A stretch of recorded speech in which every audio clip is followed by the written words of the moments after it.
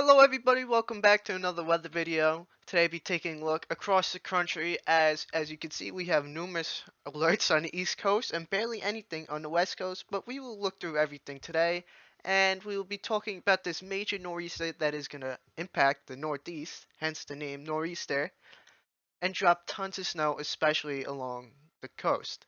Now, again in the northwest for the third straight day you have air quality alerts in the northwest. In the south, you have tons of freeze warning watches and advisories up because Florida is going to get stupidly cold tonight and into tomorrow. Miami is going to be below freezing in wind chills. It's going to be in the lower 30s. Upper part of the panhandle of Florida is going to get into the 20s as actual air temperatures, not wind chills. In I believe this is yes, this is that a red flag warning in uh, I have no clue. That might be. It's a red flag warning in half of Georgia. I'm surprised. I don't know why there's a red flag warning, but anyways, and that you have your wind chills advisories and warnings in upstate New York, PA, and northern Ohio. You also have that down here by Florida. And now, the moment you've been waiting for, in the mountains, you have winter storm warnings and advisories on the border of Tennessee and North Carolina. And in this purple that stretches all the way back into Kentucky, North Carolina, all the way up into the East Coast, once again in this purple color, that is your winter weather advisories. And in this winter storm warning is your, in the pink is your winter storm warning where you're expected to get at least 6 inches of snow. And in this dark red along the coast, this is your blizzard warnings that they actually did issue today, this morning, in parts of the Northeast. This storm has been going west overnight, so my totals thoughts have also shifted west. And early guidance is showing it is going to actually end up going west. Especially on the latest observations, they look like they are going to stay west. As of 4 o'clock p.m., this is your current Precept Map, and you can see in the blue, obviously, you have your snow, and your rain and snow line is into central Virginia, all the way down into the mountains of North Carolina and Tennessee. That is where you either have rain and snow at the same time, or just rain, or on one side, in this case, in the northwest, you have, of that line, you have snow, and to the southeast of that line, you have rain. But notice all this convection already starting to come up off the North Carolina coast. Now, in a little bit, I'm going to show you the latest HRRR, and even this, even though the HRRR does this hourly, gives an hourly run, it doesn't even have the precip all the way out to North Carolina. So already there, that is a little bit of a left or west shift. Now, I'm not sure if it will mean the heavy snow goes from here to here necessarily, but already things are starting to look good on paper if you want a westward trend. But your cold front is just starting to pass through. It is pretty much right here. I would say just about. Temperatures are starting to drop. For me personally, I was at 33 degrees. Now I'm at 31. And yeah, across the northeast, the temps are dropping. And if we take a look out west real quick and explore the rest of the country, you could see in the mountains you have 20s, 30 degrees, and on if you go down throughout the west coast in the mountains 43, and you slowly start to increase your temperatures. Northern California 60 degrees, San Jose 71, and all the way down into Los Angeles. Let's see if I can find the reading there. You're in the low 70s all around the tri-state area. And in the Midwest here, you are depending where you are. Let's start with Michigan. You're in the low 20s, upper teens. Wisconsin, upper to middle teens, and to the northern state. If you keep going north in Wisconsin, you're in the lower teens. Minnesota, same thing, lower to upper teens. Same thing with the eastern part of North and South Dakota. But as you go more west, that's where your ridge is right now, so you have higher, warmer temps. So anywhere pretty much past the Mississippi River. Oh, that's not the Mississippi. Mississippi River's over here, but anywhere past let's say west of Iowa and Missouri is pretty much going to be warmer because you have your trough going out east and a ridge in the west. Now, this is your latest 500 millibar air. This shows the trough. This is where your ridge is out here. You can see it goes all the way up. And then this is your trough out here. You can see it is starting to go neutral, but it's still positive here. You can see your southern vort is right here, starting to get out front. This is your northern vort that's going to tilt this thing negative. And you have your higher resolutions already going out over here. Now, if you want this to be strong, if you want a big storm to come up the East Coast, and in this case, you do have it. So, you really can't get better than this. You could have this storm track a little bit further west, but at this point, it really looks unlikely. It could, believe it or not, it still could happen because all you need is this to go negative sooner. Even though this is actually going negative sooner, just that hour that it goes negative will play a huge difference. But as of right now, if you live along this area, all the way back up into Maine, it is starting to look really good for you right now. And please, when I tell you this, do not look at the models now, especially after the 12Z. Done.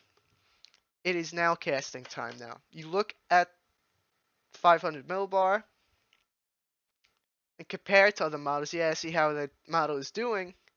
But you look at the radar and you look outside. No precipitation type, no 18Z, 0Z, no staying up for that. But you could stay up for, of course, nowcasting. But do not be looking at models. Do not see if they trend west, east. It's nowcasting. Now here is the latest. Well, not latest. We got to go back one run because it goes full 48 hours. Here's the 18Z triple R. So this came out an hour ago, right? If you want to go to 4 o'clock, which for me, this is the actual time, you can see we'll expand it out a little bit more for you. This is what your precipitation looks like according to the HRRR. Not as robust back here over the mountains. Not as much precip down here by the North Carolina. And if you go back to, my bad, if you go to look at what the map shows right now, you can see that there's more precip back by Washington. Definitely more precip over Washington, actually. A little bit more over here-ish, but overall, it's not too bad looking, I must say. But underdid the precip in North Carolina.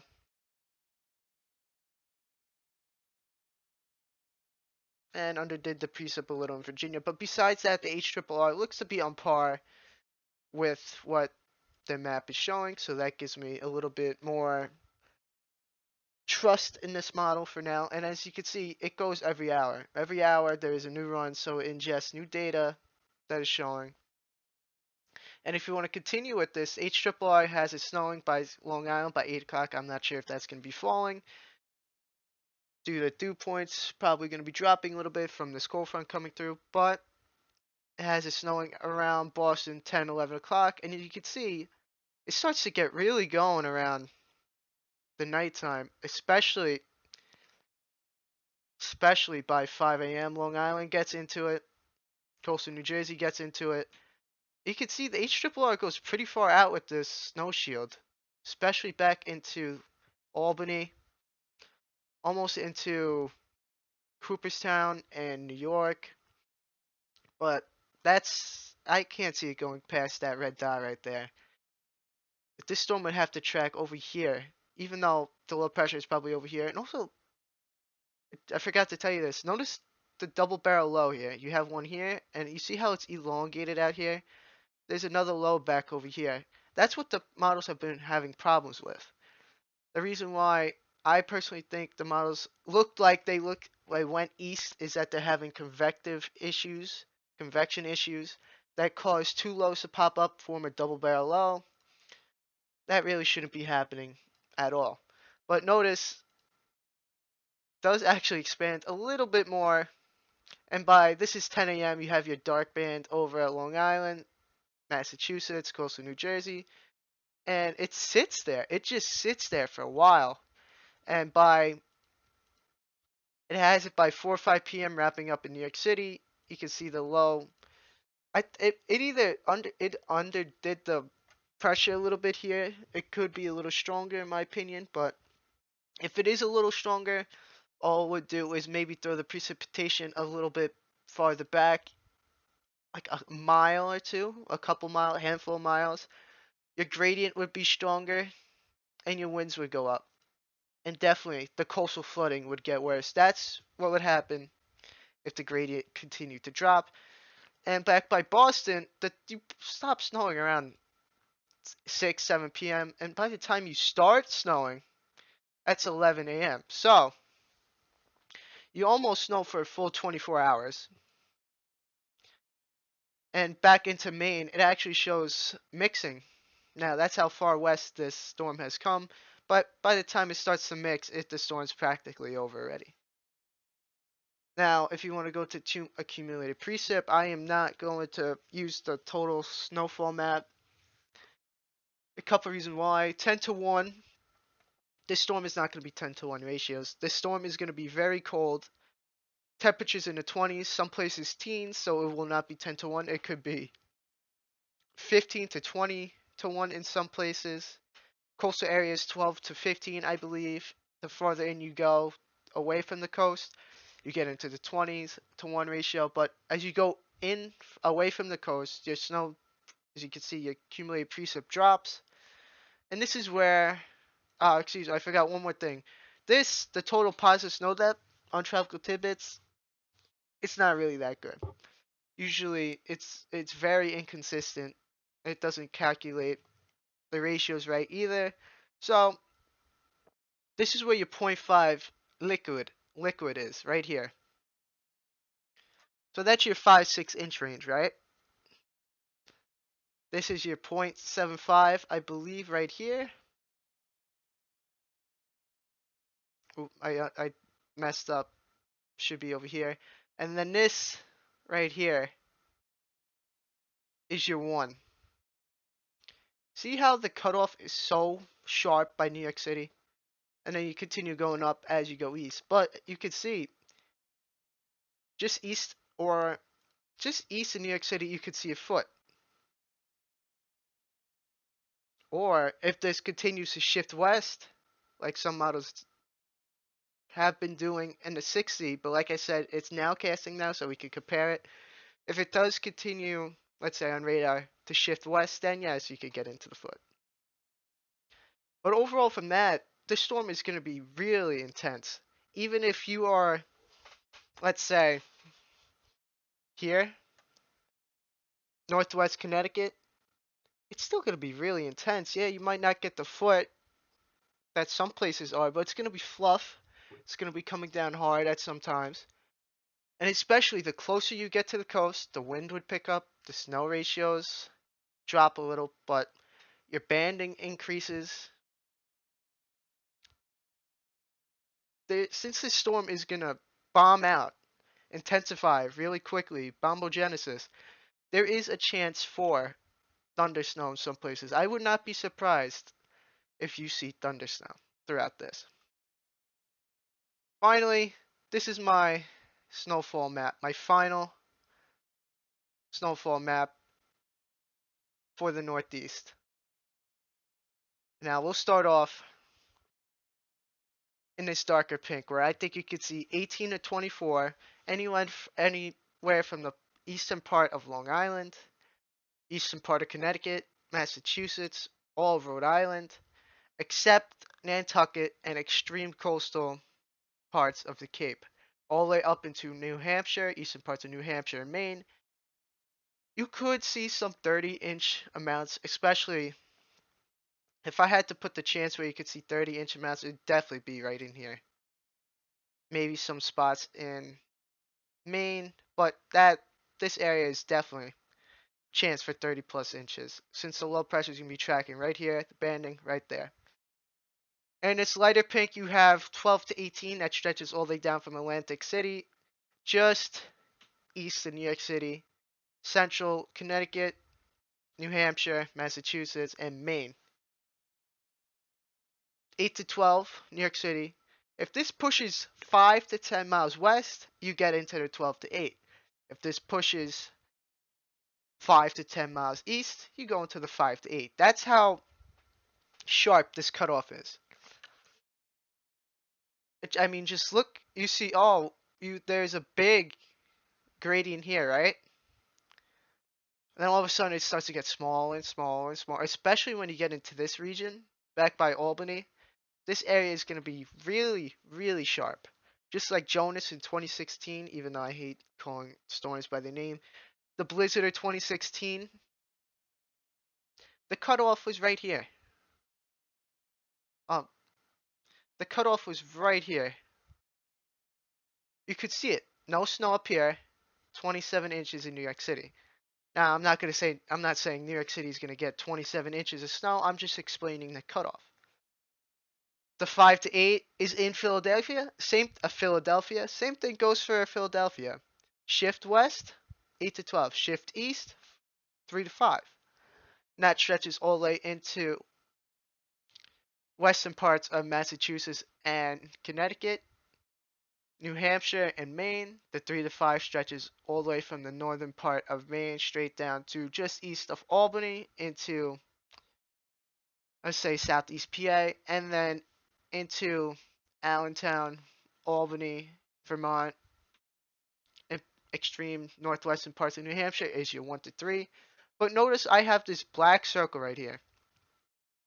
If we were to zoom in on this real quick, and let me delete that. Zoom in anywhere in this area.